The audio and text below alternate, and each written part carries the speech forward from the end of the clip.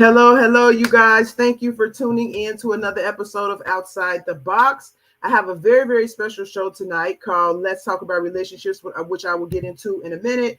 But first, I just want to introduce myself to those who may be watching my show for the first time. My name is Sage the Coach. I'm also known as Stephanie K. I'm a certified life and relationship coach. And my show Outside the Box aims to help people see God is bigger than their boxes, because we miss a lot of blessings, a lot of knowledge, a lot of wisdom, a lot of things when we keep God in a narrow perspective. And that is definitely the case also when it comes to relationships. And so for those of you who have been following me, most of the time I do shows around just, kind of life struggles and things like that, and how God has kind of helped people in somewhat unusual circumstances or circumstances that we don't always attribute to Christianity. But I really like to do this also when it comes to relationships, because relationships really form the foundation of a big part of our lives. And even though I usually focus on romantic relationships, you can easily apply a lot of these things to just everyday relationships with your children, with your parents, and things like that. Again, I am a certified life and relationship coach, so I cannot do a show about thinking outside your box without including relationships in that. And so a while back, I did a show with a group of women, and we talked about lessons that we learned through our marriages, that God taught us through our marriages. And I thought it will only be fair to also do this with men, so that they can share some kind of things that God has taught them through their marriages. And so that is what we are going to be focusing on tonight. And in a few minutes, I will bring out 3 special guests I have. These guys all have incredible stories and incredible perspectives about marriage and relationships. But be sure you share and like this page and invite people to this page, because this is going to be a very, very interesting discussion. I already know, and I'm super excited to get started. So I will go ahead and bring my guests on. And here we go. Thank you guys again for, agreeing to do the show. I really, really appreciate it. Hi. Yeah, awesome to be here. Yeah, It's our pleasure. Thanks. So I don't know if you guys heard me before, but I did a show a while back, because I have these special segments on my show called Let's Talk About Relationships. And it was me and some ladies, and we talked about things that God taught us through our marriage. And a lot of the times women, I think men do this as well. But, you just kind of feel like your husband is the problem. And if he would just do this and just do that, then things would be better. But I'm sure you guys know, as I have learned as well, that it's not always that simple. It's always a lesson to be learned in everything that we're doing in our marriage and relationships. A lot of times we put the focus on just being happy and get what we want out of relationships, without necessarily understanding what God is trying to teach us through that relationship. And that when you learn those lessons, that is actually what makes the marriage improve and makes it grow and things like that. And so it's one thing to discuss this with women, but it's a totally different thing to discuss this with men. I love to get male perspective on things, because it just, again, helps me to think outside the box. And so I'm really glad you guys came on tonight. So if you want to, not tonight, it's afternoon. But if you guys want to take a few moments to just introduce yourselves and let the people know who you are, that would be great. Okay. Well, I start off. Okay. My name is Rodriguez Maxwell. Familiar, most people call me Max. I'm a CEO and host of a podcast called A Journey to the Throne, which you can catch on Facebook Live. You can catch on Instagram. And also CEO of our own company. Me and my wife started a company called Luxury Designs, where we do promotional products such as T-shirts and backdrops and so forth for local businesses and such. And I'm a minister, so I want that to be known. Make sure that be known that I believe in Christ. I think that's more important than everything that I just named. And I'm excited to be here. Thank you so much. Peter or Street, who wants to go next? Mr. Benedict, have their way. Thank you, sir. My name is Pete Benedict, and I'm a pastor at a church in Inver Grove Heights. I think it's the best church in the world. I super love my community, and I've been really loved well in my community. I love what God does when we get together with other people and follow him together. So real honored to be on the podcast. My 3rd time showing up with Sage. I think she's a woman of wisdom and really worth giving a listen. Thank you so much, Peter. And like Peter said, you guys, this is his third time on my show, so I really appreciate you always coming back, Peter. Thanks so much. And Street. Yes. They call me Street Minister Whitehead. My name is James. Okay. To throw that out there. Mm-hmm. Man, where do I start? So I'm an evangelist, but the reason why they call me Street Minister pretty much is being an evangelist. Hitting the streets, sharing the word of God. A ministry that was given to me is called Jesus Music Promotions. That was started in 2012, where I'll give out free Bibles to the community, or pretty much anybody that I come in contact with, if they're willing to accept the word. Give them free hip hop gospel mixtapes, and of course, I offer free prayer to them as well. I say free prayer because when I was incarcerated at one point in my life, there were actually guys who was charging other guys to pray.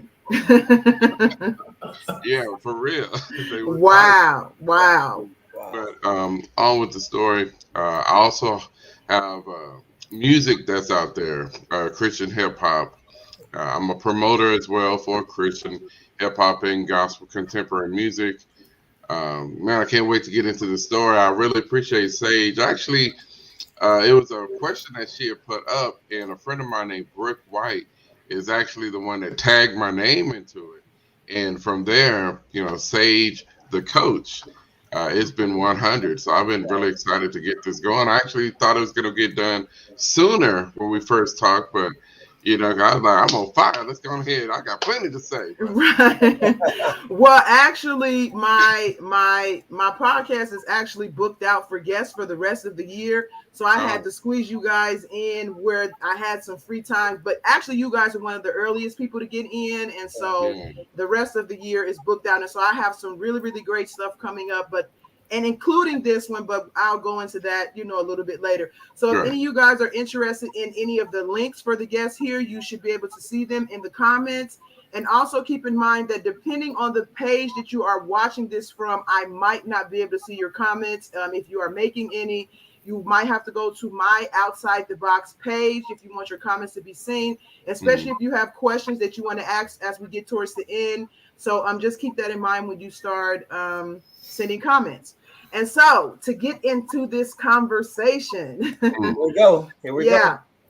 Exactly. So I asked you guys we're going to go around first, and you just name one big lesson that you learned from marriage. I know you guys have different experiences, and before you answer the question, you can kind of say how long you've been married, any other information you want to add about your relationship, and then just kind of go into you know what? Let's not do the question yet. Just talk about how long you've been married and a little bit about your marriage experience and things like that. Yeah, let's do that first.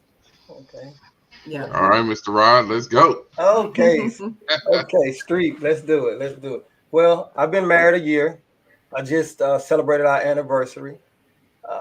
We dated a year before we decided to say, okay, this is what we're going to do.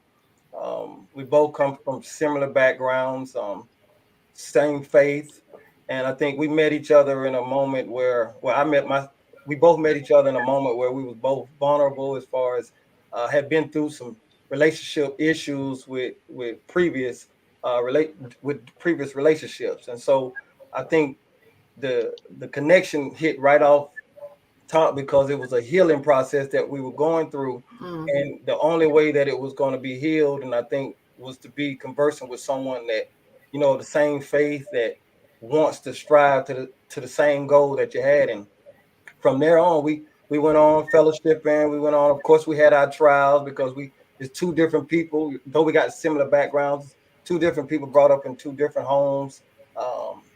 I can be stubborn. She can be stubborn.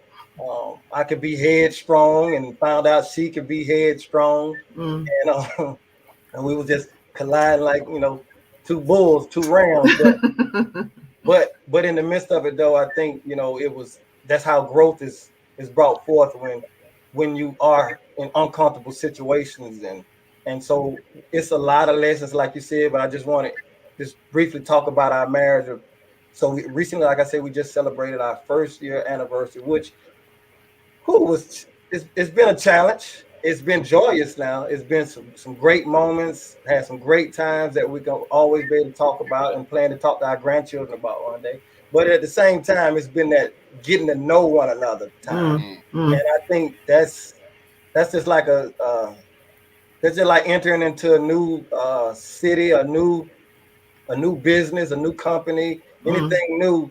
It's going to be some frustration. It's going to be some, because anytime I've got a new job or a new position, of course you're going to be introduced into something new that you have to learn, and you may get frustrated because you don't know this program or anything. But as you keep working through it, the frustration, you begin to work that program, and now you're able to teach the next person that's getting promoted about the program. And that's how it is with our marriage. That at first it was frustrating and like, hold on, is this what God wanted? maybe he wanted me to live like the Apostle Paul. But however, though, I thank God for the lessons that's been taught through this marriage, and that's where we at right now. Where we at right now. Yeah, and that's the thing. Like I said, lessons. That's the big key right there. I did a show last week about, we were talking about overcoming your obstacles, and that was saying the worst thing you can do in life is not learn. Like, you're supposed to be learning from all of your situations, things that happen. I mean, really, that's kind of what we're here for, to learn. And so you're going in the right direction. Can I ask you really quickly, are there any kids involved in that? Did you bring kids in, or did she bring kids in? I know you talked about how long you were married, and you're still a newlywed, but are there any kids in the picture? Well, not for both of us together, but however, I had a son from a previous relationship. So, and I mean, they have a great relationship. He can call her sometimes and ask her for advice, and that was a joy to see. So yeah, that's the only child I brought. I brought him to the marriage. Okay, so who's next, Street or Peter? Oh, Mr. Peter. Thank you again, sir. So I told Sage beforehand, I'm actually in the position of learning a whole bunch of lessons anew after being married 24 years. I've been newly single again this year, and not something that I was looking for at all. So I've gotten to learn a bunch of lessons through marriage, and I've gotten to learn some lessons through the process of becoming a divorced man as well. My ex-wife and I have twin girls who are 12, and we got a son who's 16. The girls are adopted. One of them's making faces at me through the window right now. Our son's biological, and certainly parenting's been a big part of our marriage journey. Exactly. Wow. Thanks for sharing that, Peter Street. Wow. Mr. Benedict, that's an interesting story. I can't wait to hear that. As for me, I actually been married, how would I word this? 3 times, but one of them was an annulment, and I'm actually married to my second wife again. So we married, and then we divorced, and then had an annulment, and then that went wrong, and then of course I married my second wife. But my first wife and I, we lasted about 7 years. Yeah, 7 years. We have a daughter, biological, together, and then of course my wife and I now we have no children. But I really can't wait to get into this topic. Hey, congratulations, Mr. Maxwell, on that 1 year anniversary, man. That's awesome. Yes, it is. Thanks. Hey, how long have you been married? How long have you? Yeah, so I just wanted to comment on something you said, because when I first talked to Street and I asked him how many times have you been married or whatever, he said, what did you say, 3.5? I'm like, 3.5. And so we got into the conversation with him, kind of explaining what he meant by that. So, but anyway, I have been married for 14 years, and it'll be this November. Nice. My husband is actually from Africa, which is a unique combination that you don't see a lot in America.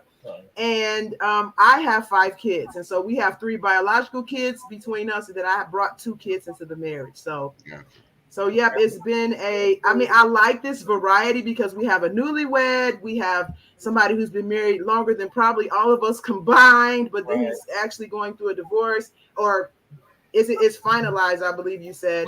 And then Minister and Street Minister Whitehead, who has been married 3.5 times. That's right. 3.5. Yeah, exactly. And so it's a lot of diversity here. So this is going to be a really great conversation. So we're talking about lessons and lessons from all of these different perspectives. So what would you guys say is the biggest lesson that you've learned so far in marriage or over all the years that you've been married? Street. Oh, it's on me. Don't put it on you this time. Yeah. Okay, no problem. One thing, there's 3 things that I definitely have to say that since my wife and I, we've made 4 years now. Since the first one was just a complete disaster, we've, like I said, 4 years. I would say, number one, you gotta have love. So you gotta love them. You gotta be, and I'm in love. So that's number one. Because I would say, well, Betty, I would say God has to be the head. Then love. You gotta love them. You're not gonna like them all the time, but you're definitely gonna love them. Communication is definitely key to everything. Honesty, man. If you ain't got those, honesty and communication and trust and respect, I don't know what you got married for. Yeah. Because again, you're not gonna like them every day. If you tell me somebody that likes their partner every single day, every single moment, they ain't in a good marriage. Look, somebody lying, right? Somebody lying. So I like what you said about, first you said love and then you said God. But the thing is, God is love. God is love. Right. Exactly. So God is the source of love. The love that we have that comes from us, that's outside of God, is not complete. It's incomplete. It's broken. And a lot of times people think that, well, I'm actually loving my spouse when they use their own criteria of what love is. Right. But when you use the criteria of what love is based on the creator of it, where it actually comes from, it should always let you know that there's room to grow. And so, like you said, you're not going to like them every day and things like that. That's actually not what love is. Love is not having butterflies in your stomach and being gung-ho every day. Right. Love is commitment. Love is perseverance. Yeah. Love is patience. The things that the Bible says. And so we all are in this process of marriage to actually learn these things on deeper levels, because our understanding of them is always flawed. So I really like that you pointed that out. And then we'll get into communication and trust, I'm sure, as the conversation goes on. But Peter or Rod, who wants to go next about one of the biggest lessons they've learned about marriage so far?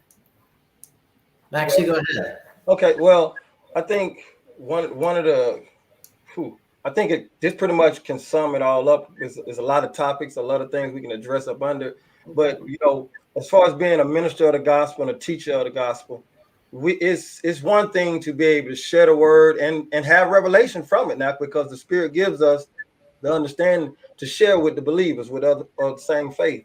However, though, it's like when you're in practice, you're practicing with your teammates, but when you get in the game, it's a totally different thing. Exactly. So, it's one thing he's shown me about myself is about what it means to be the head.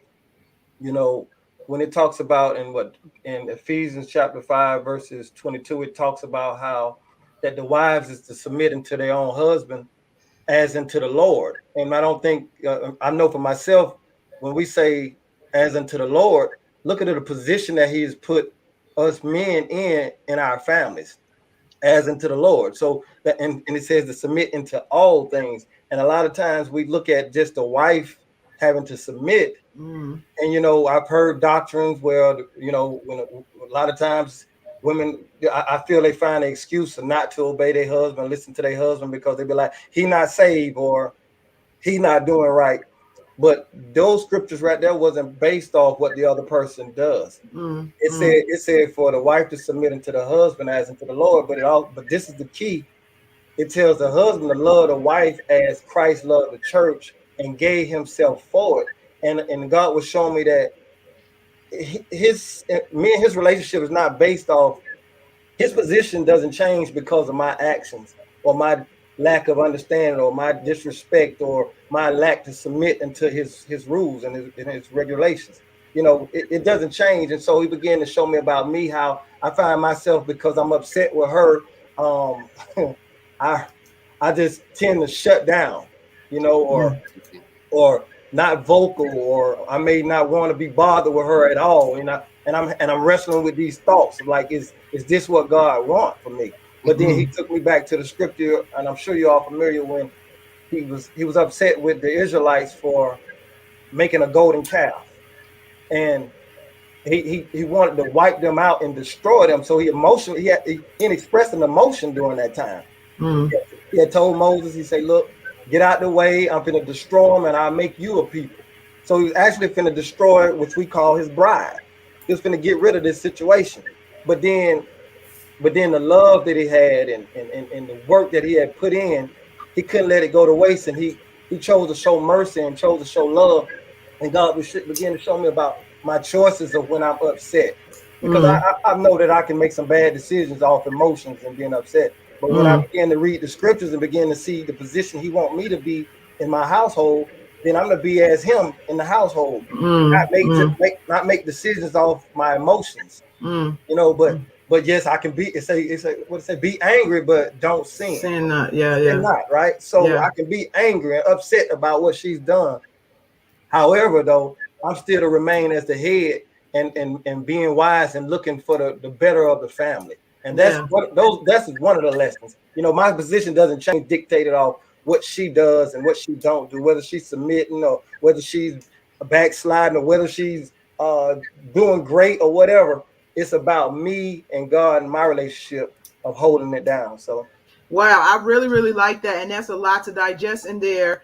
But I believe, let me see, Evangelist Lakeisha put a angry face on the post. Lakeisha, if you want to put in the comments what you're upset about, maybe we can, have some dialogue here, or maybe you're saying something that other people are thinking, something that other people are thinking, and we can kind of dive into that a little bit. So if you want to put that in the comments, feel free to do so. If you have put something in the comments and I'm not seeing it, you need to go to my page, Outside the Box with Sage on Facebook.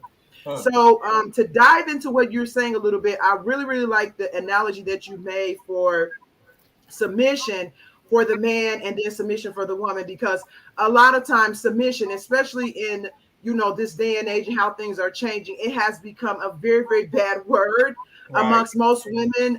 They feel like the man has to, Lakeisha said that was an accident. My apologies. Okay.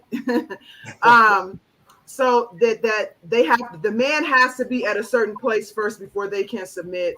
And, that's not true. And I like that you pointed that out. But I also like that you're acknowledging that a man has to submit too. And so a lot of times that is left out. And it just it looks like you have somebody lording over you and you have to do what they say, no matter how they treat you or whatever. But they're not looking at the bigger picture, again, outside the box, because God is bigger than our boxes.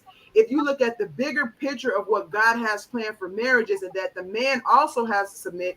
I mean, actually, everybody has to submit. Right. Men have to submit. Women have to submit. Kids have to submit. Yeah. Submission is a very big part of God's structure for the world.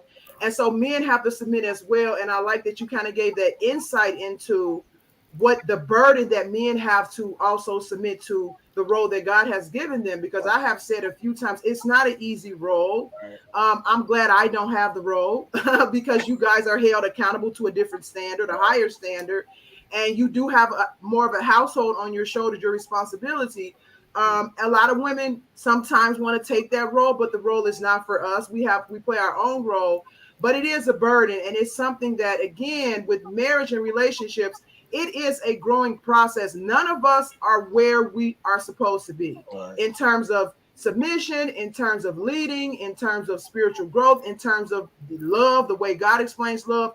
And so everything in our lives is a growing process. So your marriage is actually teaching you how to lead, because if you didn't have that responsibility, you wouldn't really understand what it means to be God in certain situations. Right. So I really, really like that. And I'm interested in what you, Peter and Street, think about what Rod says about men submitting and women submitting and things like that.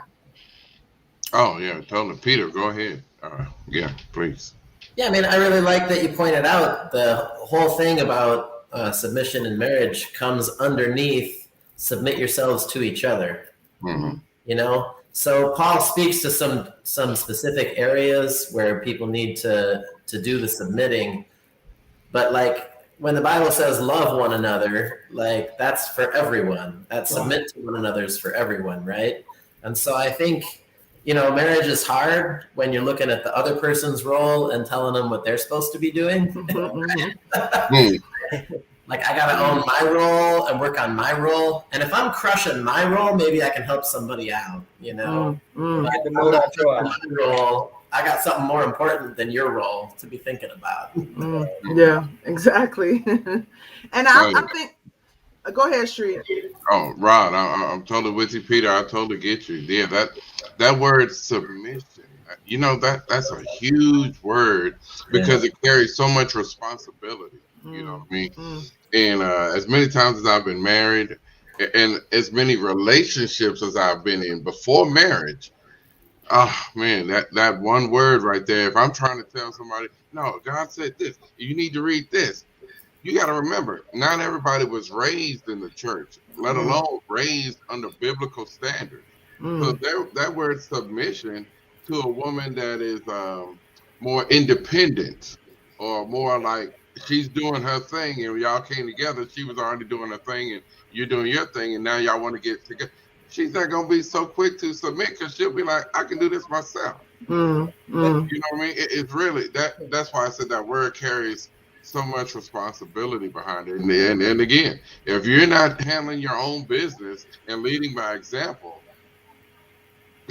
what you get married for? Right. I like that. Well, for one thing, let's go back to this definition of love. Like we have our definitions of love, and then we judge things based on that instead of the creator of where it came from. It is the same thing with submission. Our idea, especially women's idea of submission, sometimes even men's idea of how women are to submit, that is not for us to define. I'm sorry, Rob, what did you say? I say a lot of times the perspective that most of our women have seen or have heard, and guys, I one of my favorite movies was The Color Purple, and you saw how Celie was to Mr. That submissive right there. That is the idea that people teach. That's the ideology that people have of what submissive is. Right. Oh my goodness, that's like terrible. She was a slave, Exactly. She was only for reproducing or something, So that is not the submission that our God is talking about. Exactly. And when we understand that and have the depth of it, it's a total beautiful picture because it's no different than an operation at your company. We submit to the CEO, the VP submit to the CEO, the president submit to the CEO, VP on down, the manager, and down onto the general labor. Everyone has a role to play and they submit to each other. But when we get away from the company, we go home, we tend to want to be our own bosses and don't have no order, no structure at home. Exactly. Why is that? Yeah. And that's what God has been putting on. That's what God has been putting on me about my role, that it doesn't change because of where my wife is. Because think about it, when Christ first met the apostles, they were ignorant and unlearned, the word says. And they didn't get everything right. And he didn't leave Peter nor forsake him. He told him, he told him, I'm gonna pray for you when you return, teach your brothers. So that love, the love that he displayed is the love that he's called us as husbands to step up to. And that means that through sickness, through not understanding things, or through my wife's faults, through her greatest moments, I'm there. I'm not the leave. I'm not the forsaker. And that's some big shoes to fill. Yes, it is. Yes, it is. And it requires you actually to understand the actual definition that God has in mind. And I really like how you explain that it's about order and peace and actually you getting the things that you need when you submit to God's structure of doing things. But I like that you're talking about in order to do these things, because they are big shoes to fill. Even if you look at the definition of love, it doesn't come naturally to us to do all of those things. And the way that you do them, the way that you learn how to do them is not only through your relationships and your experiences, but also by getting closer to God. Like actually you can't fully do it correctly unless you have the creator who organized these things and created these things to help you understand exactly how to do these things. Because if we keep going by what we think and how we feel and what we like and what we don't like, we'll always miss the boat. So that's really, really important. and all of these big shoes to fill. And even when it comes to women having to submit, and you're not sure how to do that, if your husband is not necessarily living right, requires you to go back to the source, to God, to grow your relationship with God, and so he can show you how to do those things and what they look like. So very, very, very, very important. So yeah. Great. So what do you guys think about, because we didn't really go too much on what Street said about love and God being love and things like that. How important, because I know a lot of the times women will say things like, well, they don't want to submit because they feel like the man is trying to have too much power over them and control them.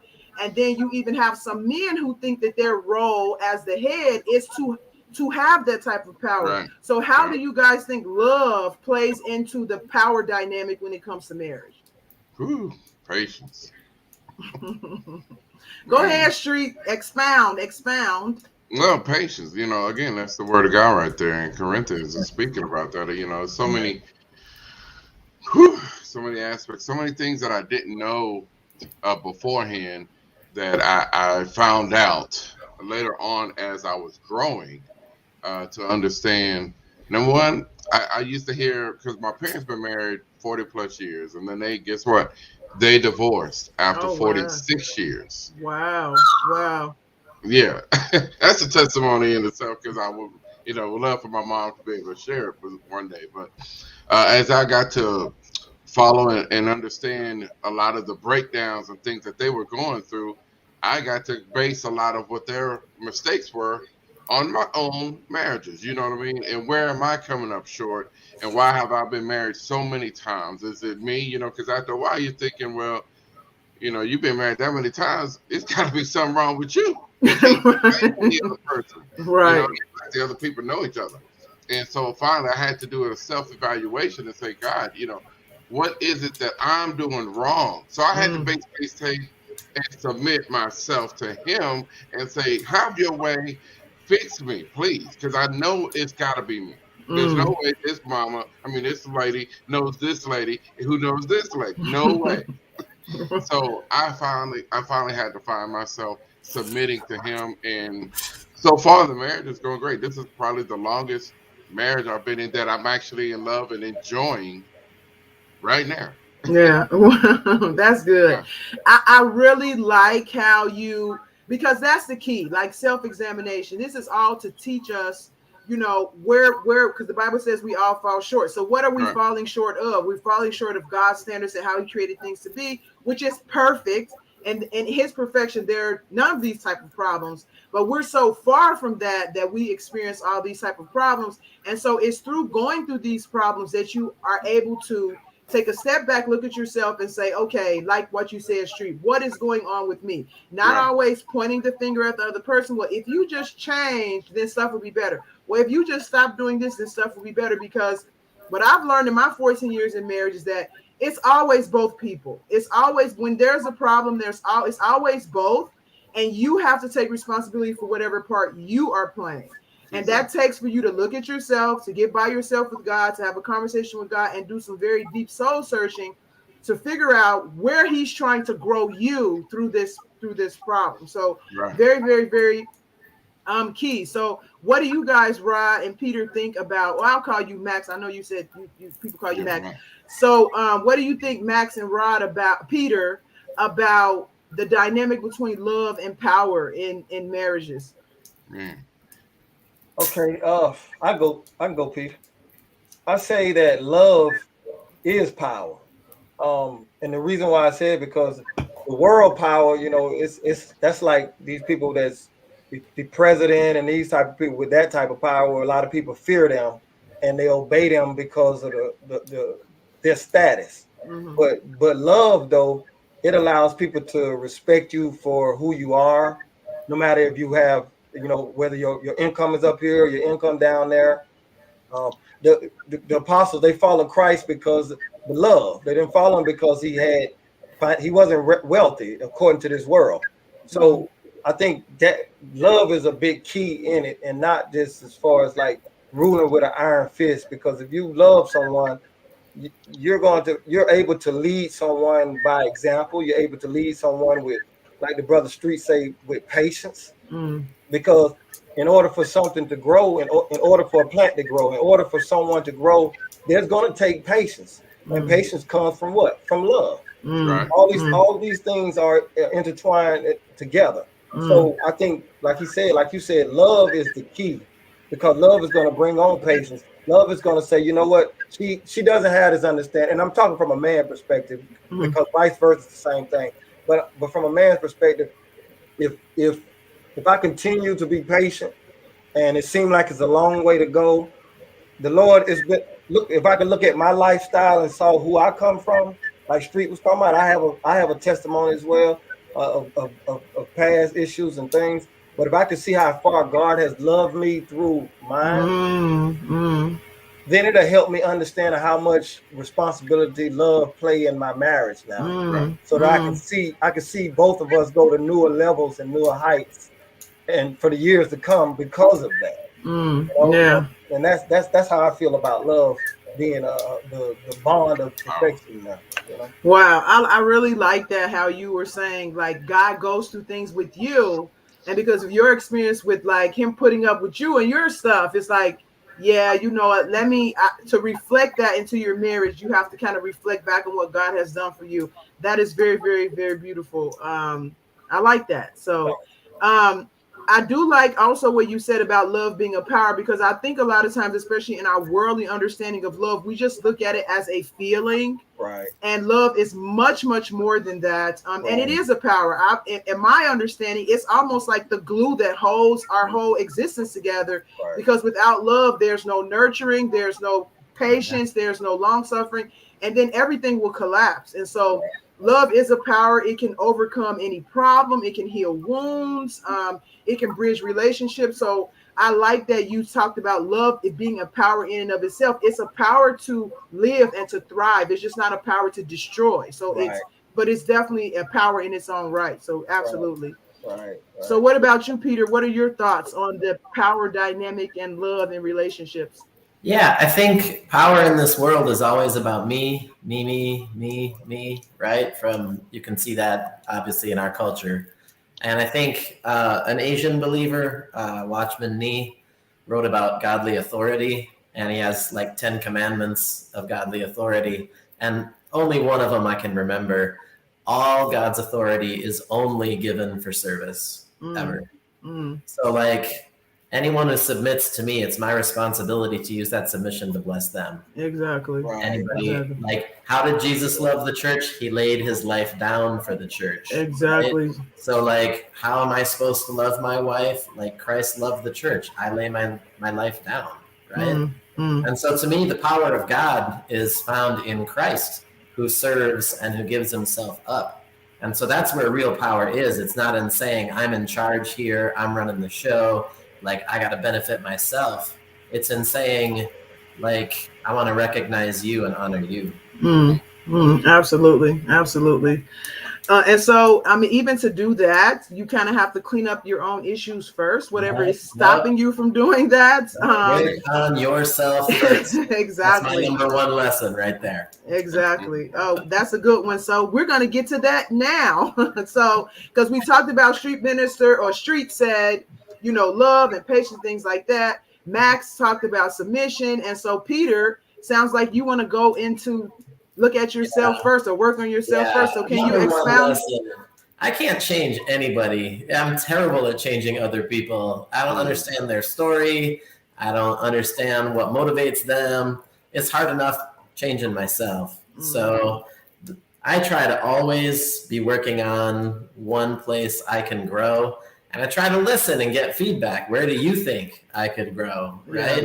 And then I try to go do that. By far the number one thing, you know, I've had 2 issues since I was a teenage man, right? Like lust and anger. Those 2 things come up, you know? And dealing with those things, that's enough work for me. I can't be working on someone else. I got to work on me, you know? So I just think it's no good me trying to change other people. I can let them know what I think. I can be a sounding board. But when I look at myself, it's obvious what I need to work on. Like, I know me, you know. So that's enough work to keep me busy for about another lifetime or so. Right. I think about sometimes like in the Old Testament how people live for like 800, 900,000 years, and that seems like really really long to us, of course, but I can totally imagine you having the same issue for like 100 years, right? and then you finally get over that to deal with, like, that probably was still short to them, like, oh, time is up already, I'm still not halfway where I need to be. So absolutely should always be working on ourselves. What do you guys think about Max and Street, about what Peter's saying? I mean, I totally agree. We definitely have to look at it ourselves in the mirror, uh, to examine yourself, because, like you say, I think the power that comes from love is from being able to reveal your flaws, like in our marriage. Like my wife knows my weak points and my strong points. She knows my hurts. She knows my passions. She knows these things about myself. And a lot of times I'm able to, when I make a bad decision or I do something I shouldn't do, I'm vulnerable enough to go back and say, I was wrong about that, or I should have handled it this way. Or, and what it does is it creates power to bring change in not only her, but also in myself, because I've opened myself up. And a person sees that, okay, the leader of the home, he has some flaws, but he's also acknowledging them and he's working on them. So now it makes them look at themselves in the mirror, that they start working on some things that they know is ugly about themselves. So I definitely agree with looking in the mirror first, because I should get, that's what a mirror is for. A mirror is for grooming yourself up and making sure that you're presentable. So I should get presentable first before I tell somebody else to look in the mirror. Right? Right. Absolutely. What about you, Street? Oh yeah, it's pretty much what I said earlier. I had to do a self-evaluation, and you really got to do that every day. And I wake up, God wakes me up in the morning, and that's kind of one of the things I do before my wife and everything. I have to make sure I'm 100 with him. So I ask God, is there anything that I need to do, or any actions that you want me to do, or anything? It's basically a evaluation, make sure that the relationship, I'm still open to him, I'm still hearing him, or whatever. And then, of course, it goes from there to, my wife, and we start talking or whatever. But, that's first and foremost. I just have to always make sure I'm good or I'm not. And when you hear I woke up on the wrong side of the bed, why did I do that? God, what's going on? Why am I in this bad mood? Did I have a bad dream? Was I being attacked while I was asleep? All these things. And that's why I said I try to make sure I'm still 100 with him. And I'm just basically a self-evaluation every day, every night. When you look at yourself, like Rod said, like Peter said, when you got to look at yourself in the mirror without anybody around, it's just you. Are you good? How was your day? Did you do what you were supposed to do? Did God tell you to do something and you didn't do? You got to always check yourself. Yeah, exactly. And so one thing that like I had to put a quote up, I think it was last week or so, and it says, don't demand your partner to change, inspire them to. And so a lot of the times, and I think both of you everybody has kind of hinted to this, that when you do that self-examination, especially you, Max, when you do that self-examination and deal with yourself, not only do you inspire the other person to now take a look at themselves, but you also allow space for God to deal with that person as well. Because if you're focusing on yourself, that's going to cut back on the argument, the back and forth. And when that's kind of occupying your mind, you're not going to really be that very good at your self-examination. But when you focus on yourself and you deal with whatever's going on with you, your part, like Peter said, you can't change the other person. Right. You actually allow God to now deal with them, because now you guys are not arguing and taking up each other's mental space. And so I found, of course, in my 14 years of marriage that, and the Bible talks about this, and I forgot the scripture, but it says something about a quiet wife or something like that. And again, it's always kind of taken out of context when it comes to women, like submit and be quiet and be abused and don't say anything. But when you're silent, that is the best atmosphere for God to work on your husband, not for you to keep talking and talking. Like God can't talk to him and you can't talk to him and God talks to him at the same time. So it's like, I'm going to deal with myself and I'm going to let God talk to you. And that is the best atmosphere to do that. And then you never know what you're doing that God can say, okay, now look at, she's doing this and she's doing that. And the person feels bad or guilty or convicted or inspired and say, you know what, I want to do better too. And so I totally like what Peter is saying. Is I have had to learn that too, because it's very, very easy to just point out the other person and say, this is what you're not doing. And it is hard to look at yourself. And so that's kind of what I want to go into a little bit, is like one of the main things about looking at yourself, because it is difficult, it is embarrassing, it's painful, things like that. Sometimes stuff comes up from your past that you didn't realize was still bothering you. But one of the things when it comes to men, and I know a lot of women watching this might agree, and you guys may even agree, that men usually have like big egos and they don't want to admit when they're wrong and even like look at themselves and things like that.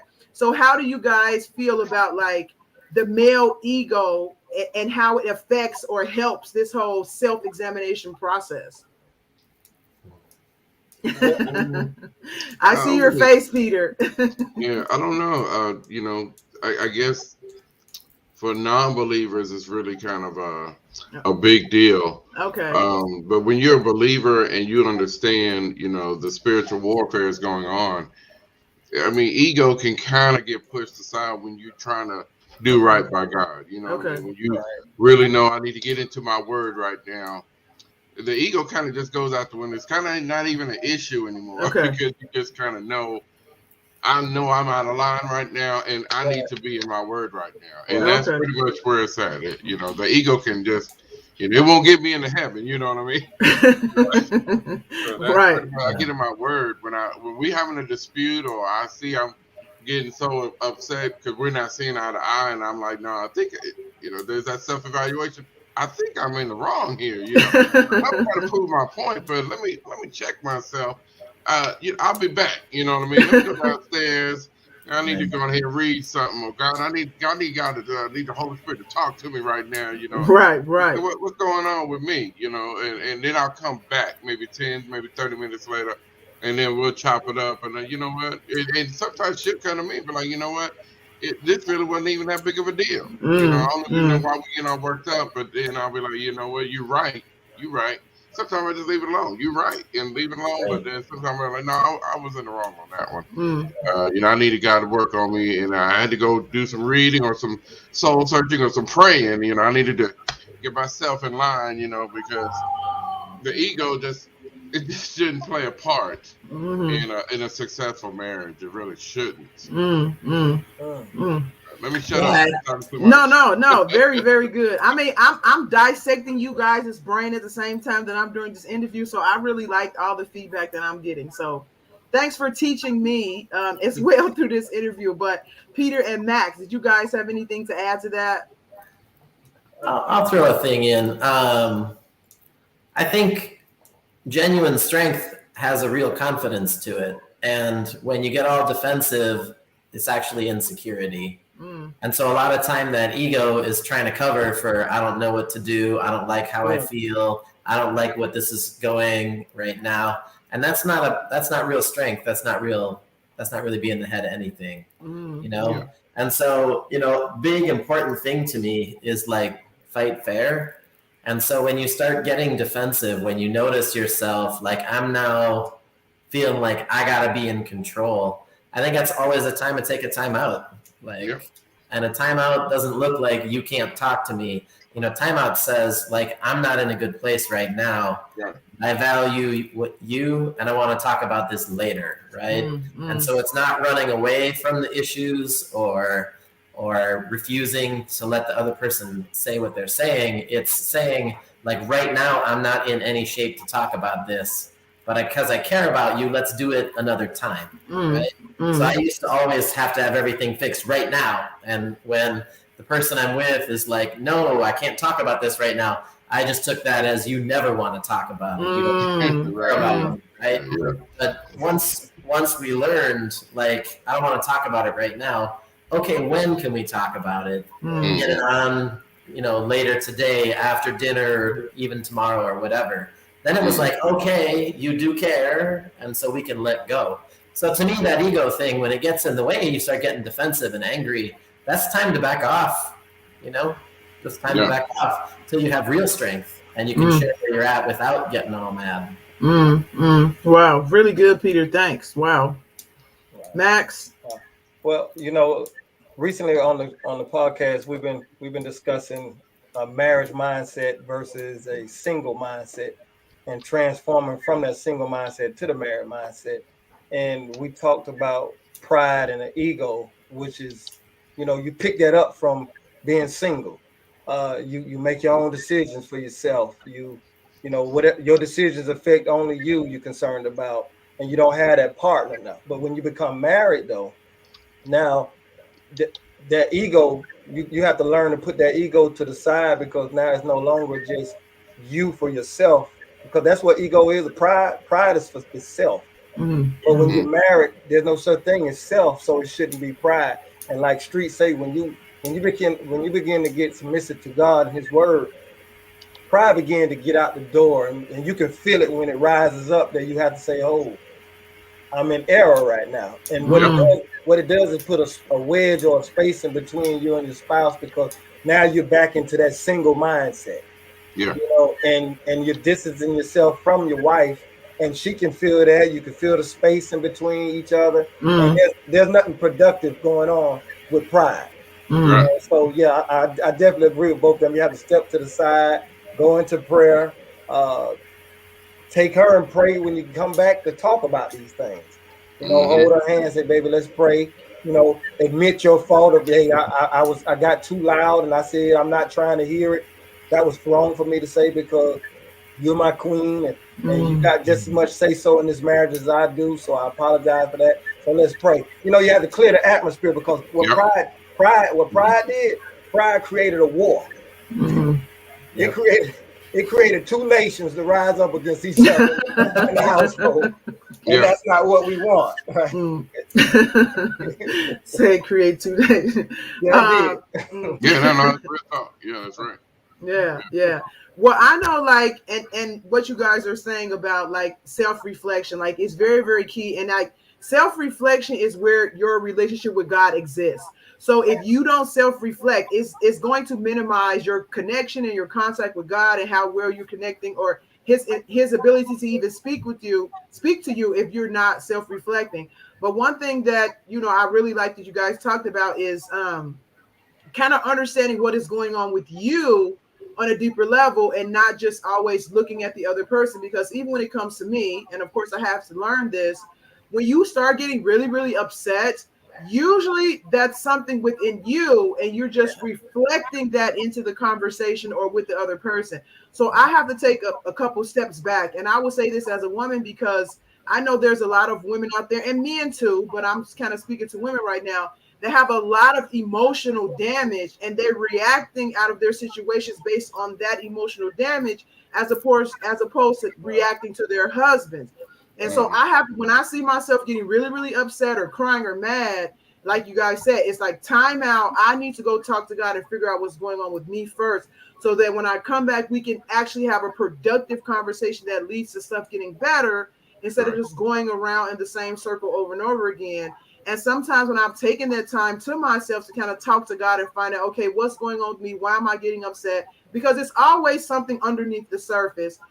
There have been times that He brought back to me, you're getting upset because the way He's talking to you reminds you of how so-and-so talked to you when you were a kid, or reminds you of feeling abandoned. And like what Peter said, you feel like, oh, you're saying that because you never want to talk to me. So a lot of the time we have to figure out where those things are coming from and what our reactions are really based on, instead of just basically projecting those things onto our spouse, into our marriage. And so it's really, really important to do that.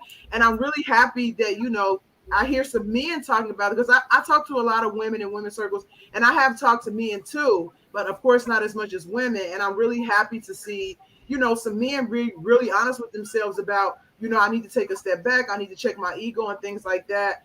And to also understand that that is something that God will help you with. He's with you. He's not judging you. He's not, his process of being married is to help you see those things, so that you can grow more into His likeness, for man and woman both to grow more in His likeness. So very, very, very good. Thank you guys for that. Do you guys have anything else that you were thinking that you might want to add to the conversation, or anything? Well, I know earlier you talked about what have we learned in our marriages, and you know, another thing that I know I found to be true. In fact, one of my brothers that was previously married before I got married used to always tell me, used to always call me when him and his wife got into an altercation. He would call me and tell me certain things, and he would be so upset. He might be walking down the street, you know, he might be just taking a long walk. He might be way out of bounds too. I'm talking about he's so far from the neighborhood. He doesn't even know how he's getting back home because he was that mad walking, right? Mm-hmm. And he began to share with me how God told him how his wife knew how to push his buttons. Mm-hmm. And I understood it at the moment from being a witness and from being a brother, but now I truly understand it from being married myself that, you know, no one can make me upset more than my wife can. Trust me.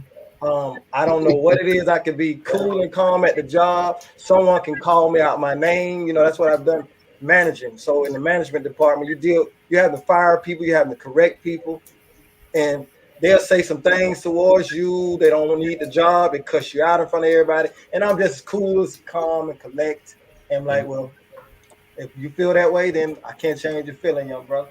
But you have to leave right now. You know, that's how I handle with him. But my wife say no. She just say no. The word no. When I'm saying, hey, baby, you got to go do that. No, I don't feel like. And it disturbs me. You know, it disturbs me. And it can take you to another level. Or maybe she just egging me while we're having this serious conversation or something.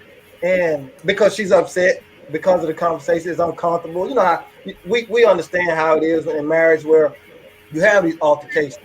However, though, I found out that she had a remote control where she can turn me up and turn me down, you know. And we don't have that remote control with God. I can't make God not like me more or less because he loves me. I have no power over him. And so God began to show me, I'm going to let her keep doing this until you get some type of control of how you handle yourself in your disputes. And you're going to look like a little spoiled brat or upset. You're going to look like that in front of her. And you're going to look like that in front of her until you take the batteries out of that remote control. I like that. I've given you the power. And so that's one of the lessons that I've learned and I'm still learning. I'm going to say it. Still learning. Yeah, my man, you've only been married a year. Yeah. Right.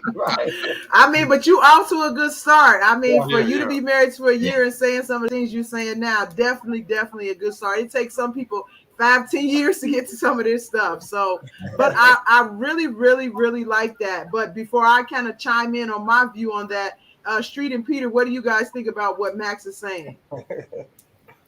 I mean, I think that's super important. Like, if you are going to always be reacting and responding and coming up over the top and just getting so amped up, good luck.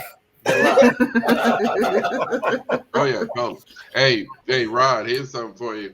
You know, like I said, I used to look at my parents as an example of how marriage, you know, they were, you know, longevity and everything. But to be honest with you, I didn't believe in divorce until I got married.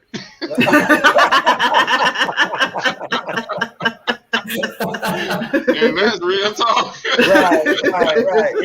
It makes you change your perspective of things. Oh, man. Peter know what I'm talking about. Now, it reminds me of the scripture and Jesus talked about God intended for man and woman to be together, to be one and one. And I forgot who he's talking to was like, well, then we should never even get married then. Like, who's going to be dealing with who's going to be able to deal with it? Yeah, right. Exactly. Right. Exactly. But, wow. So, Peter, did you have something to say about what Max said? Oh, I think you did say something. Yeah, that was it.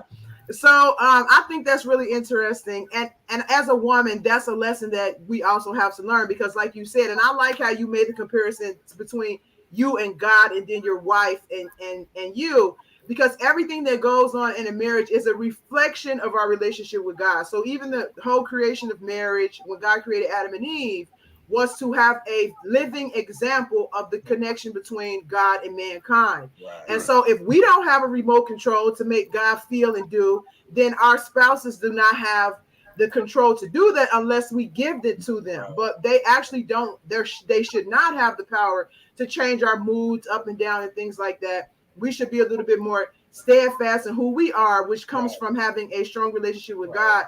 That kind of helps them not to be able to have that kind of control over you, because the devil uses that. The devil uses that with your issues and your sensitive spots. And a lot of times it's not like even what you were saying, Max, like your wife knows how to push your buttons. Sometimes people have no idea they're pushing your buttons. They're just reacting out of their own frustration and irritation.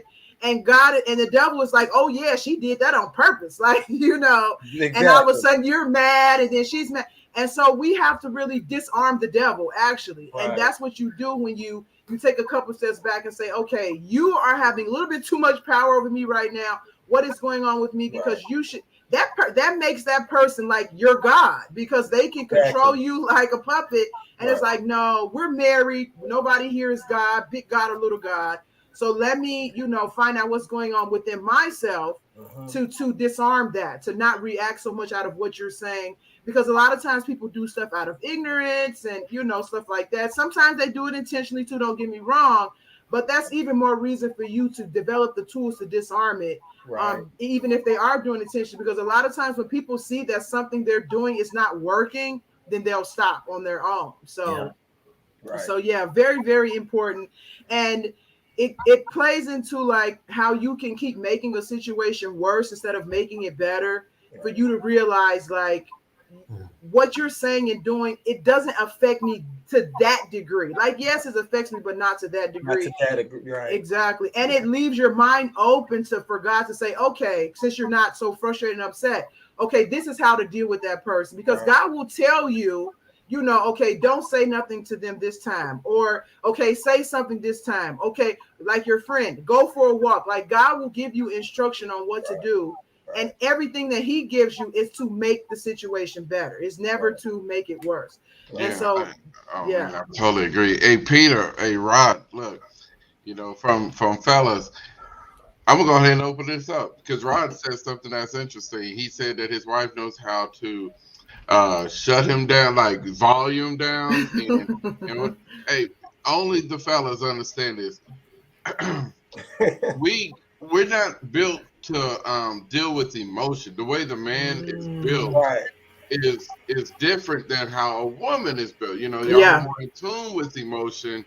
We're more in tune logical, with physical and whatever, you know. Logical. So when we open up ourselves and our experiences and our heart to the woman who we are married to, and then they have that mouth. And they punch us in the gut with words that we're like, well, you almost feel for a man. We almost feel like, why did we even open up, you know, ourselves to you if you're just gonna turn around and punch me in the gut? Or you know, I mean, man, women got that mouth, man. And we're not able to like if it was another man, like I'm from the hood, so if it was another man, it wouldn't even get that far. Like if a dude's just talking, we gonna handle up. You know what I mean? It just goes, but we can't do that with a woman. So that's why we're like, how do we handle this? It's frustrating.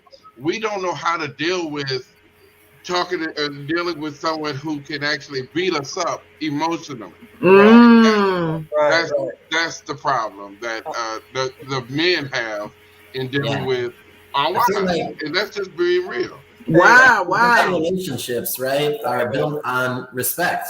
And so we don't expect to be disrespected by our best friends. Like me and my best friend, no matter how tough it gets with me and my best friend, we might fight, but we don't disrespect each other. Right. As opposed to, it seems like women, it's not respect in the same way. Like there's not that understanding that this is something you don't do. And so it comes at you like I'm not used to this. I don't know where this come from. What on earth are you doing? Wow. All of a sudden, it's man. And then when they be like, I want you to tell me everything, and I'm gonna tell you everything about me, it's like now I'm like, well, I don't know if I want to tell you everything. I know I'm gonna hear this later, you know. I know in the argument you're gonna throw something at me, and I'm gonna have to deal with it. It's man. That mouth, man, that mouth. Wow. You guys are really giving me some insight. I love this. Max, what do you have to say about what Street just said?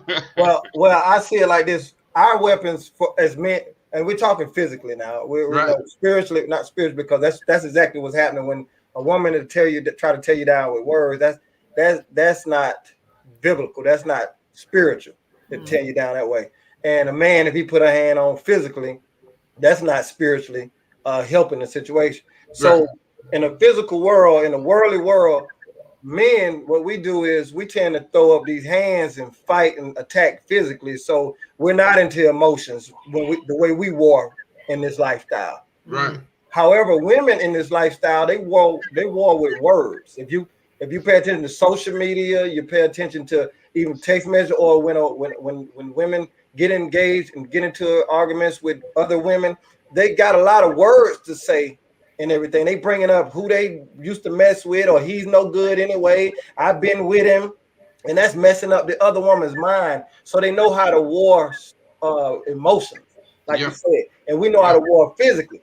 But at that moment, we're not warring physically with this person because it's your wife. So now you don't know nothing about that department. You don't know anything about that department. So now you're just getting beat up. Exactly. Wow. Oh my goodness. So okay, so and that's the remote control I'm talking about right now. You have to take the batteries out that remote control. You have to ask God to allow me to walk in my authority that you've given me for when the moments come up. That I understand that's not her, that's the enemy talking through her right now. So now I can, I see it differently now because I'm walking in my authority, knowing that. You can't tell her that though. What's that? You can't tell her that. No, I don't know. You let the devil use you right now. You better stop that. You can't do like Peter did. Christ did Peter when he told him, "Satan, get thee behind me, Satan." He was talking to another man. You know what I mean? He didn't do it to the lady. You know what I'm saying? So you can't do it like that. So you're right. But as a man, it say, deal with our wives according to knowledge. So I have to deal with it. If I know that I say something like that, it's going to go deeper. So what I'm going to do is I'm acknowledge that this is a spirit talking through her right now, using her right now. And I'm not going to let her control this situation. So Lord, give me an out. Give me a way to handle this right now. Those are the things we have to walk in. Am I saying I'm totally walking in that? No, I would be a liar if I did. However, learn it. However, though, that is the blueprint that he's giving me right now. And that's the blueprint that we all should follow at the moment. So Wow. Very interesting. So I understand the part about, of course, women with emotion and logic. I actually have kind of written a book about this, but I'll go into that another time. And so I know that women usually process, and when you say men kind of gravitate towards logic, and which is kind of shown in physical responses, and then women gravitate towards emotion, it's basically how our brains process information. So men are able to better process information that comes logically through facts and, things that they can trace and order, actually. And so women, we actually process information better emotionally. So we're able to pick on some certain things emotionally. That allows us to be nurturers. So it's something that God has given us to perform the role that he has given us in life, to be nurturers. And then men also to perform the role that they're supposed to do in leading. You have to lead with logic. You can't lead with feelings. And so a lot of these things outside of God, they start clashing instead of working together like they're supposed to enrich the marriage and have it be a reflection of God's relationship with mankind. But I did not know that men felt this way. You guys are really giving me some good information here. And I feel bad for you guys, because I know that even for women, a lot of times the way that they react out of stuff is because they are always vulnerable emotionally. So that moment that you are feeling vulnerable emotionally, women kind of feel like that all the time. We don't have the ability to guard our emotion as good as men can, because the only thing you can use to guard the emotion is the mind. So if your emotions lead, then it's going to be much difficult. That's why the Bible talks about how to deal with your wife in love and things like that. That's what actually makes the woman the weaker vessel, because she doesn't have as strong of ability to guard herself emotionally like a man can. But now that thing is being used as a weapon, and I feel bad. He'll come back. And I feel bad that, you know, that men who want to be vulnerable or feel vulnerable now feel like they have to guard that, because again, women react sometimes with their words like that because they are vulnerable and they feel like you're stepping on their vulnerability or you're not taking their vulnerability into consideration. Then they're lashing out because of that. Right. But it's really sad. It's really sad to think that, you know, you guys are having to deal with that. I'm not sure what else to say, because I know that level of vulnerability is where God wants us to be, to bond. And so if you feel like you can't be vulnerable, that's definitely going to affect the level of connection that you can have with your spouse. So I'm going to ask you guys, what advice would you give to women or your wife when it comes to this type of, you know, men not being the best when it comes to emotional things, and how they can probably, you know, maybe word things differently or help you guys to kind of stay in tune emotionally with the relationship? Like, what advice would you give to your wife or a woman or any woman that's watching about how to help you guys in that area? Whew. Okay. Well, I would say one thing, Sage, I like that you said that God has given you all that gift of the emotional part to be great nurturers and to use it, you know, for the better. And he also given us ours to be the leaders, our physical and handling and being able to control those emotions. So I never looked at it like that, the way you put that, about how he giving y'all that for a purpose. And so when you said that, it made me, you know, this pertaining to the answer to your question.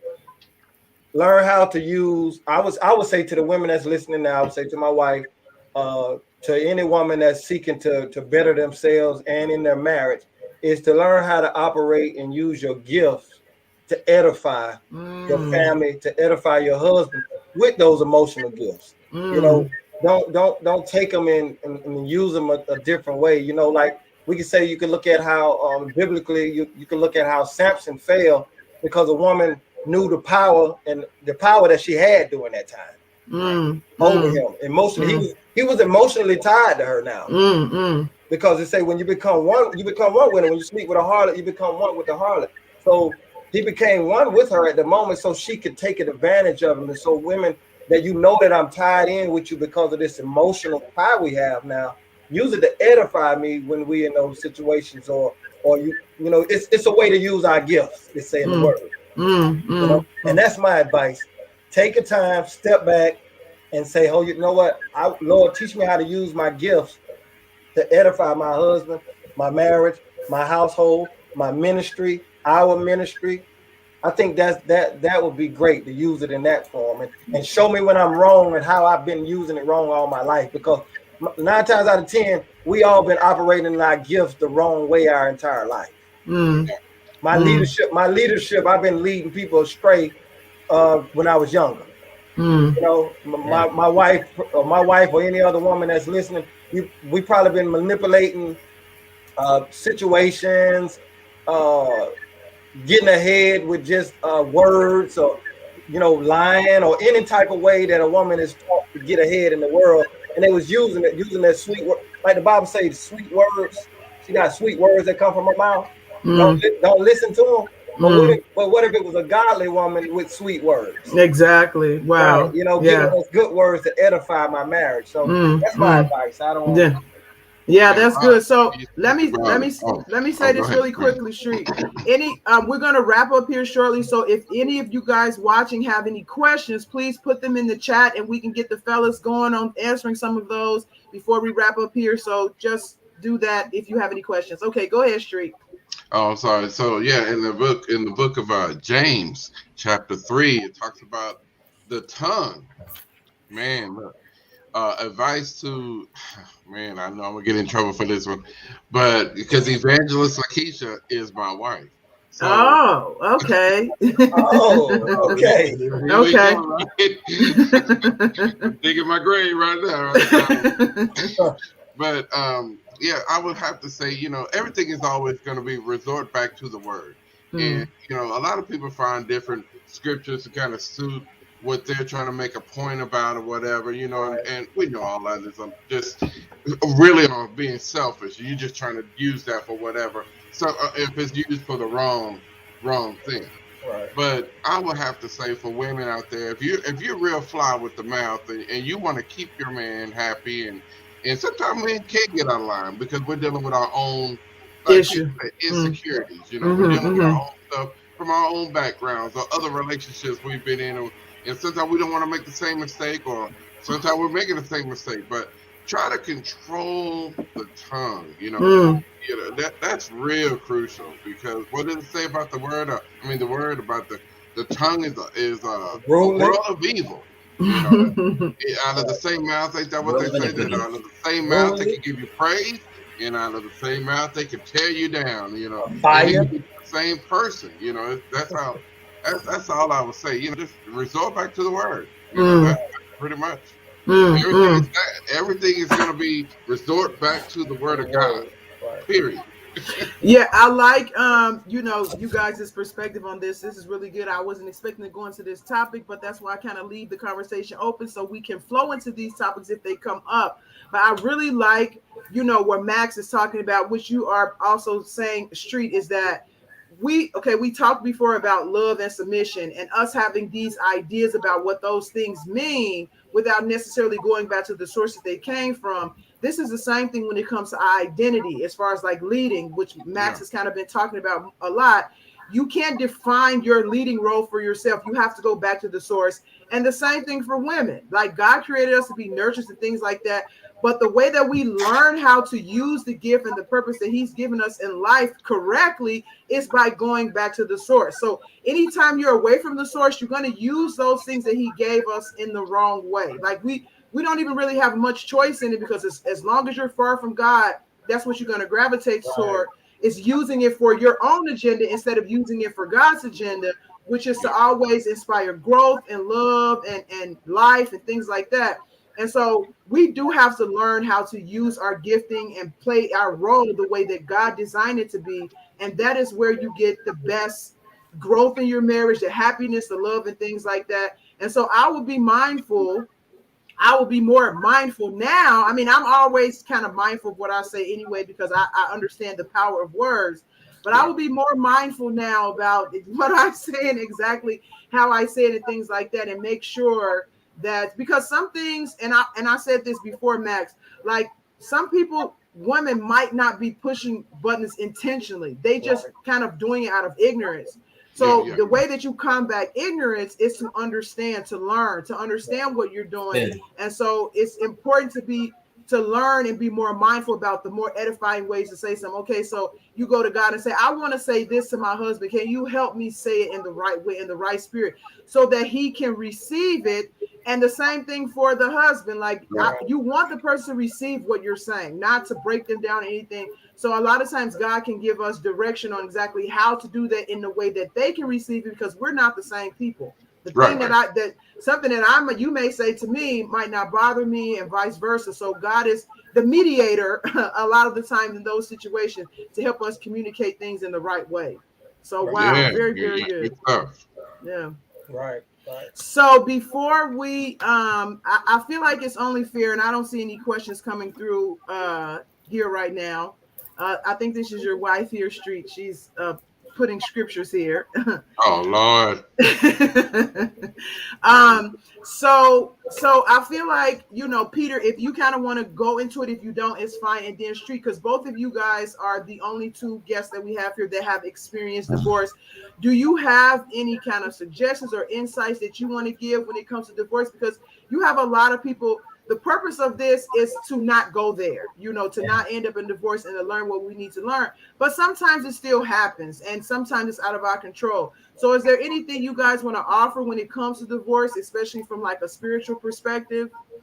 Peter, you might want to go ahead on this one. I got something for you. Yeah, I got one thing. That's resentment is death, and you got to forgive. We have the same tool that everybody else has in the whole world to deal with a poison that can destroy your entire life if you let it. And so no matter how bad the pain is, no matter how much you wish whatever was different, if you don't exercise forgiveness, I mean, that's in our prayer. Forgive us as we forgive those who have trespassed against us. And so I would just say to anyone going through divorce or who's been there, you need to let go. And it might take everything you have. It might take a lot of time, but you got to do what it takes.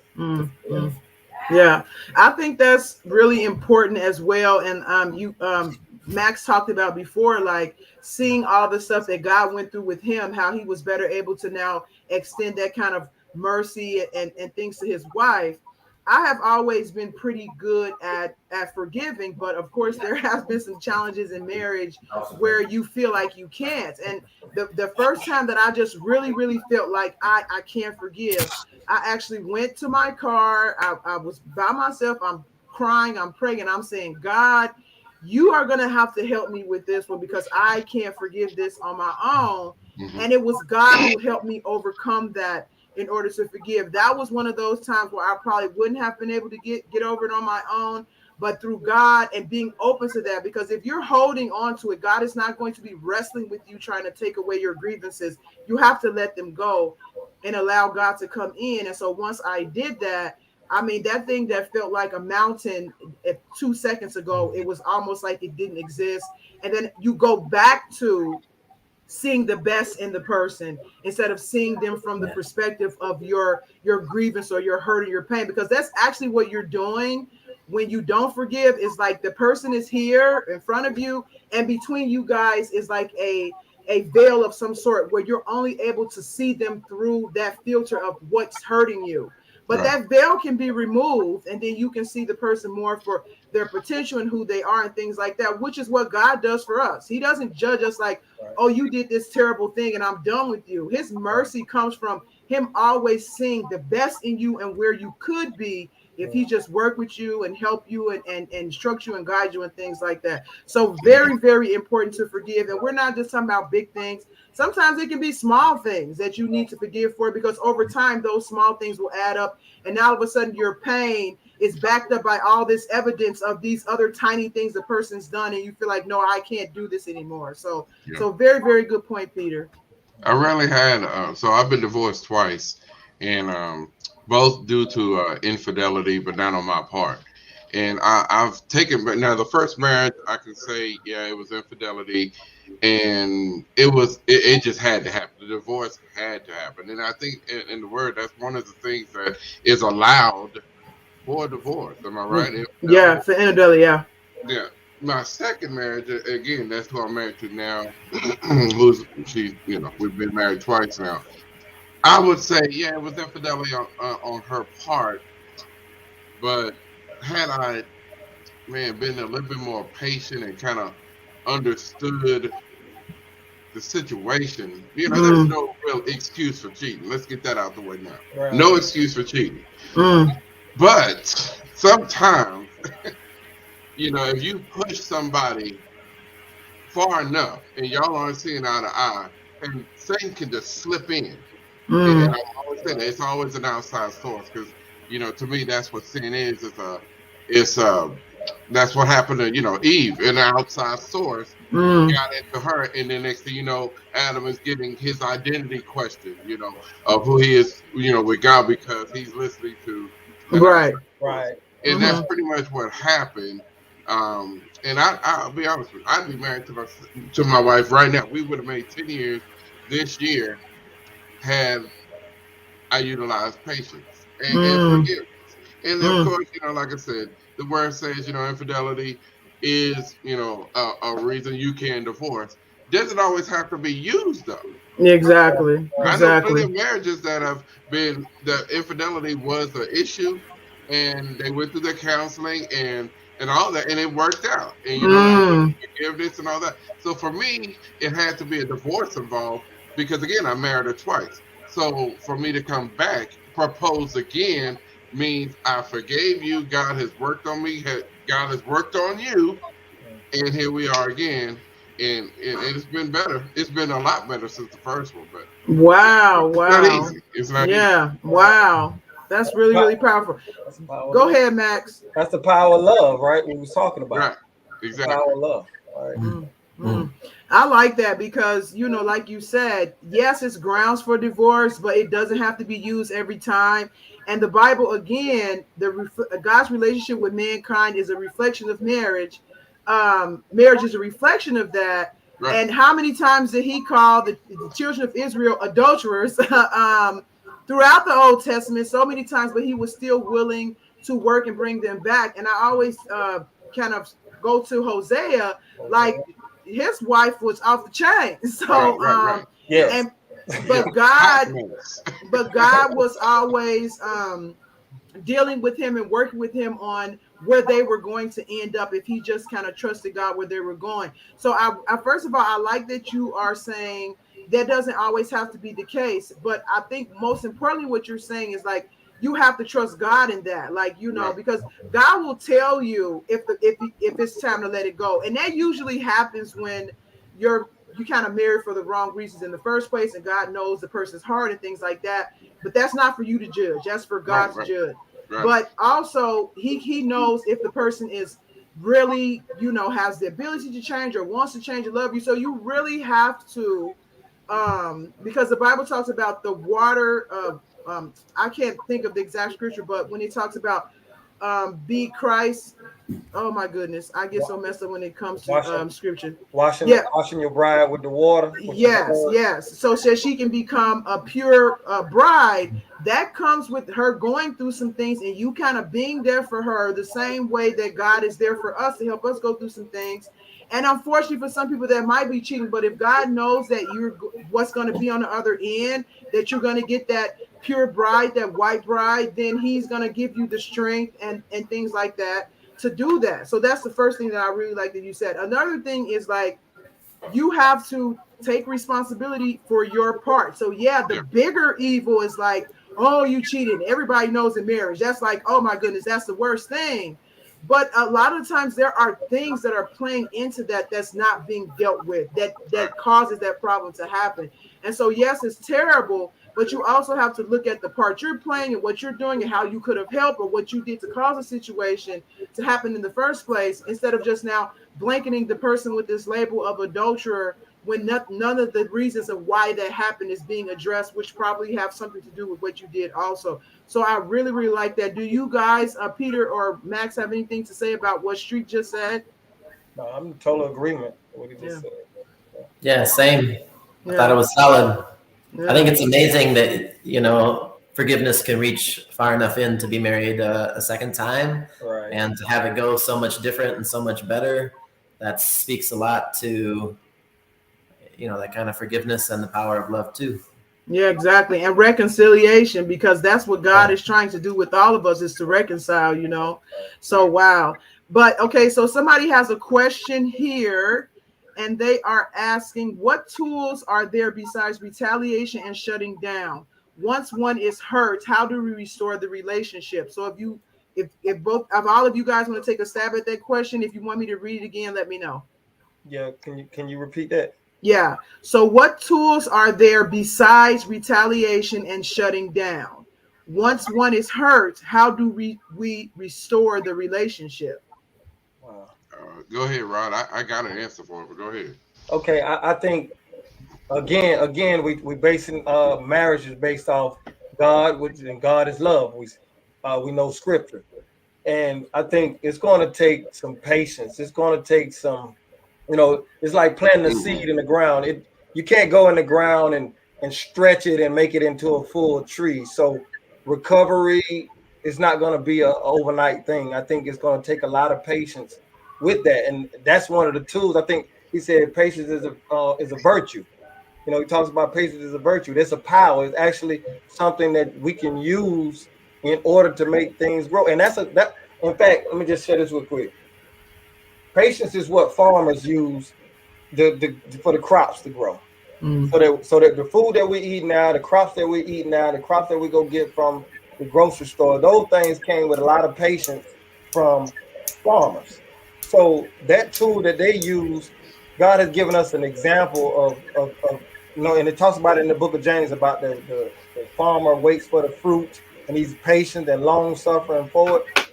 Well, that is one of the tools that we should use in a situation other than retaliation, because retaliation doesn't do nothing but create again a war between two nations. That's what it does. But patience, though, however, patience is understanding that, first of all, you're gonna understand that that person is probably hurt enough that they're gonna lash out on you at times. They're gonna respond differently. It's not gonna be that the way it was before the incident happened.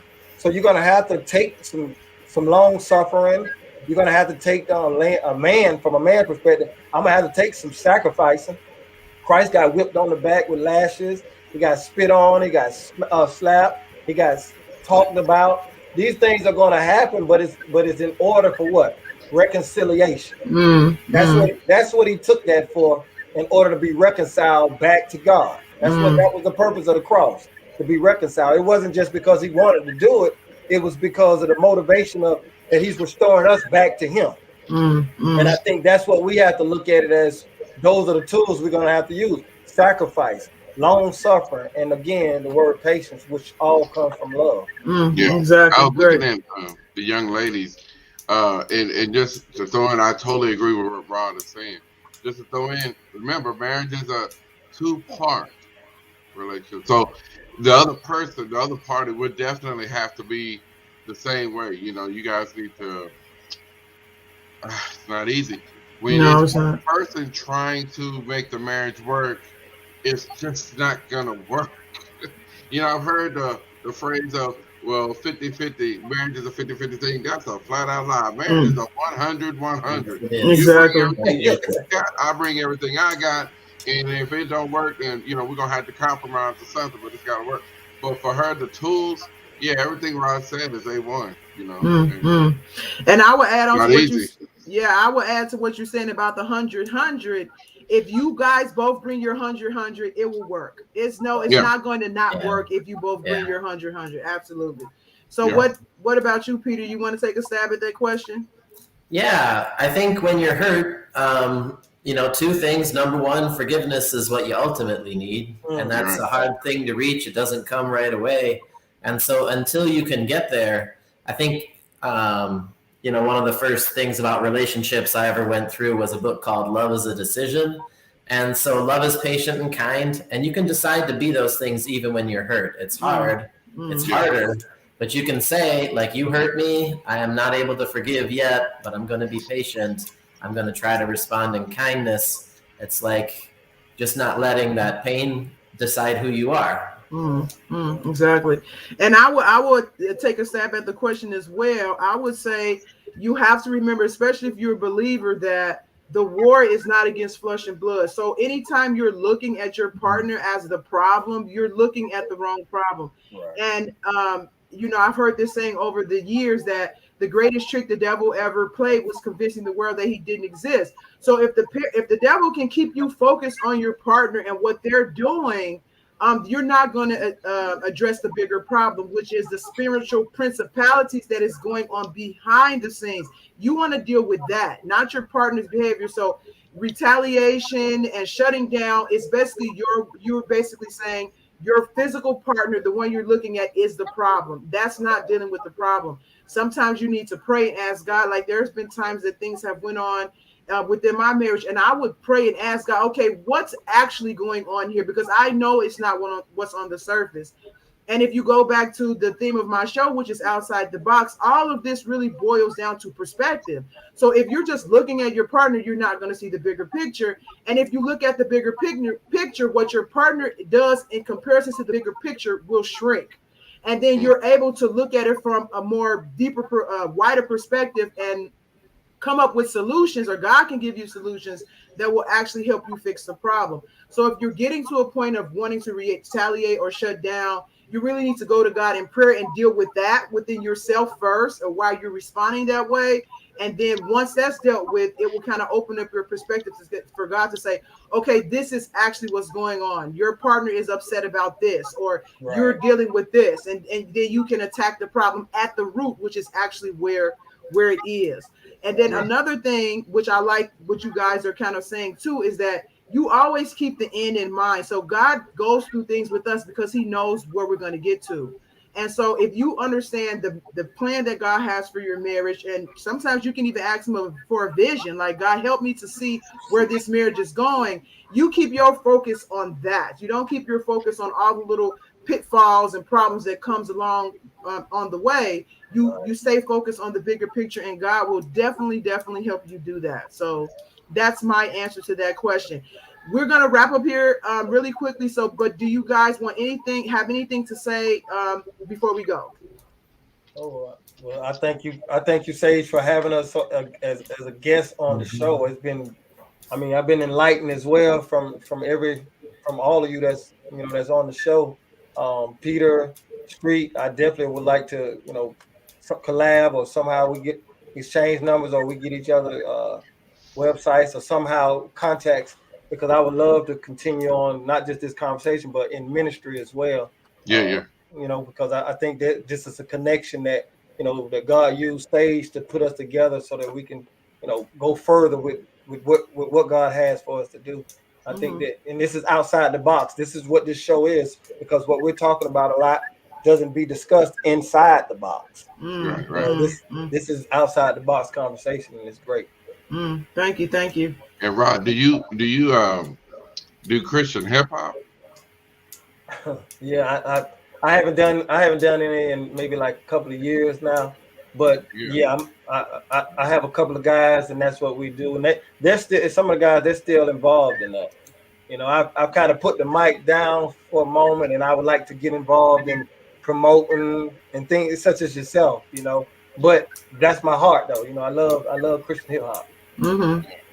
What about street ministry as well? Street ministry as well. There you go. Yeah, Peter. So, I gotta ask, Peter, do you do Christian hip hop? You rap? No, sir.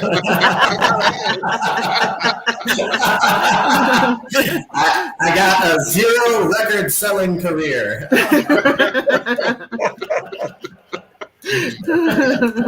Hey, but I mean, it's we all in the kingdom, so anything we can do to support it. We don't always have to necessarily be interested in that very thing to be an asset. So, but wow. So, is there a Broad said what he wanted to say? Street said what he wanted to say. Peter, do you have anything else to say before we sign off here? You three folks are all married. God bless your marriages. God give you the power to love your spouse and to receive love through God from your spouse. Amen. Thank you so much.